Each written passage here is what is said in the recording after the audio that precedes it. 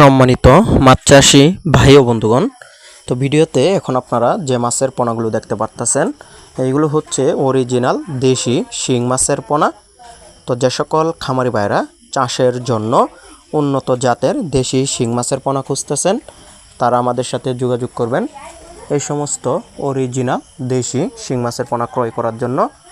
আপনারা আপনাদের পুকুরে অথবা বায়োফ্লক ট্যাঙ্কে এই মাছের পোনাগুলো চাষ করতে পারবেন। চাইলে অন্য মাছের সাথে মিশ্রভাবেও চাষ করতে পারবেন।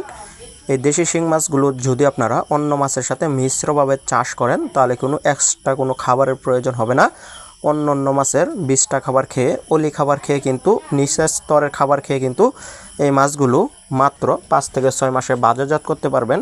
আর এই মাছগুলো যদি আপনারা 8-10 মাস পুকুরে চাষ করেন তাহলে কিন্তু 10টা থেকে 12টাই কেজিতে থাকবে।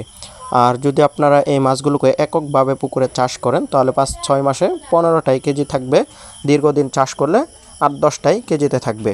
তো যে সকল খামারি ভাইরা এরকম সাইজের দেশি শিং মাছের পোনা খুঁজতেছেন মিশ্রভাবে চাষ করার জন্য তারা অবশ্যই আমাদের স্ক্রিনে দেওয়া নম্বরে যোগাযোগ করবেন।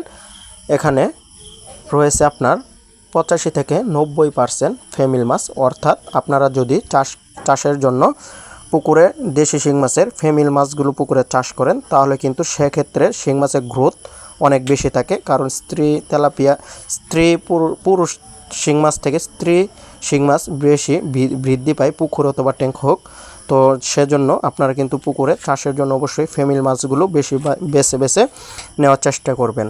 তো যারা আগ্রহী আছেন আমাদের কাছ থেকে বাছাইকৃত এই দেশি শিং মাছের পোনা ক্রয় করবেন তারা আমাদের স্ক্রিনে দেওয়া নম্বরে যোগাযোগ করবেন এই দেশি শিং মাছের পোনাগুলো ক্রয় করার জন্য।